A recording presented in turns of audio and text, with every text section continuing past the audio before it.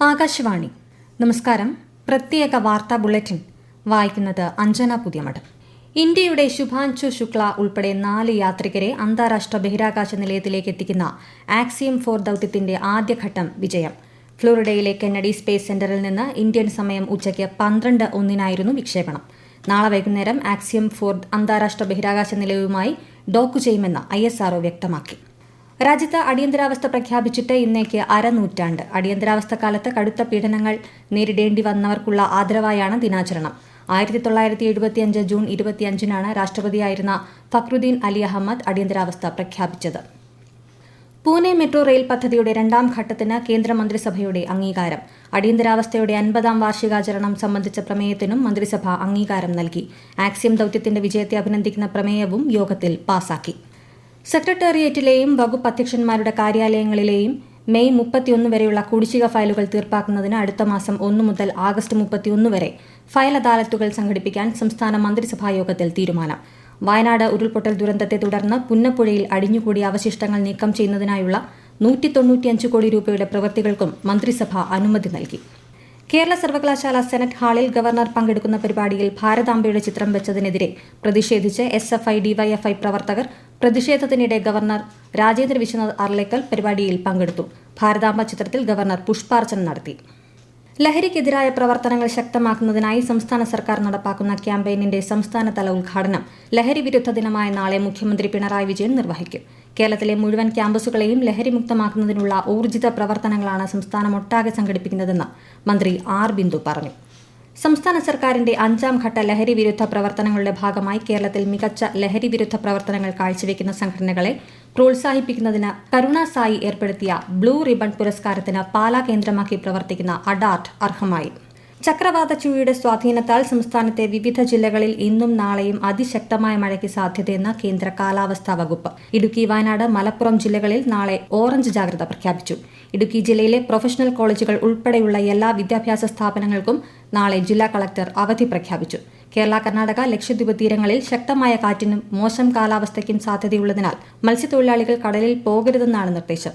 പല നദികളിലും ജലനിരപ്പ് അപകടകരമായി ഉയരുന്ന സാഹചര്യത്തിൽ ജാഗ്രതാ നിർദ്ദേശവും നൽകിയിട്ടുണ്ട്. വയനാട്ടിൽ ശക്തമായ മഴ തുടരുകയാണ്. മലയോര മേഖലയിലെ ജനങ്ങൾക്ക് പ്രത്യേക ജാഗ്രതാ നിർദ്ദേശം നൽകി. മേപ്പാടി ചൂരൽമല മേഖലയിൽ കഴിഞ്ഞ വർഷം ഉരുൾപൊട്ടലുണ്ടായിടത്തെ മണ്ണിടിച്ചിലും പുന്നപ്പുഴയിലെ ശക്തമായ നീരൊഴുക്കും പ്രദേശവാസികളെ ആശങ്കയിലാക്കി. വയനാട്ടിൽ വലിയ തോതിൽ മഴ പെയ്തിട്ടുണ്ടെങ്കിലും ഉരുൾപൊട്ടലുണ്ടായിട്ടില്ലെന്ന് റവന്യൂ മന്ത്രി K. രാജൻ. ആശങ്കപ്പെടേണ്ട സാഹചര്യമില്ലെന്നും എന്നാൽ ജാഗ്രത പാലിക്കാൻ നിർദ്ദേശം നൽകിയതായും അദ്ദേഹം മാധ്യമങ്ങളോട് പറഞ്ഞു. പാലക്കാട് തച്ചനാട്ടുകരയിൽ 9ാം ക്ലാസ് വിദ്യാർത്ഥിനിയുടെ ആത്മഹത്യയിൽ സ്കൂളിനെതിരെ ആരോപണവുമായി കുട്ടിയുടെ രക്ഷിതാക്കളും ബന്ധുക്കളും രംഗത്തെത്തി. ശ്രീകൃഷ്ണപുരം സെന്റ് ഡൊമിനിക് സ്കൂൾ വിദ്യാർത്ഥിനിയായ ആശിർ നന്ദയെ കഴിഞ്ഞ ദിവസമാണ് വീട്ടിൽ മരിച്ച നിലയിൽ കണ്ടത്. കുട്ടിക്ക് പരീക്ഷയിൽ മാർക്ക് കുറഞ്ഞതിന്റെ പേരിൽ കടുത്ത പീഡനമാണ് സ്കൂൾ അധികൃതരിൽ നിന്നും ഏൽക്കേണ്ടി വന്നതെന്ന് രക്ഷിതാക്കളും ബന്ധുക്കളും ആരോപിച്ചു.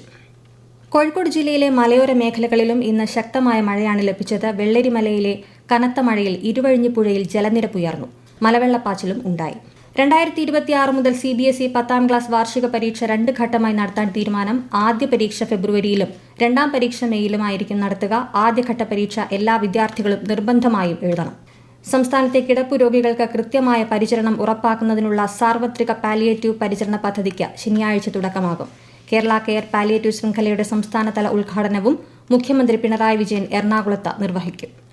പൊതുമേഖലാ സ്ഥാപനമായ കേരള ഫീഡ്സ് ലിമിറ്റഡും വെറ്ററിനറി ആൻഡ് ആനിമൽ സയൻസ് യൂണിവേഴ്സിറ്റിയും ഗവേഷണ വികസന മേഖലകളിൽ സഹകരിക്കുന്നതിന് മന്ത്രി J. ചിഞ്ചു റാണിയുടെ സാന്നിധ്യത്തിൽ ധാരണാപത്രം ഒപ്പുവച്ചു.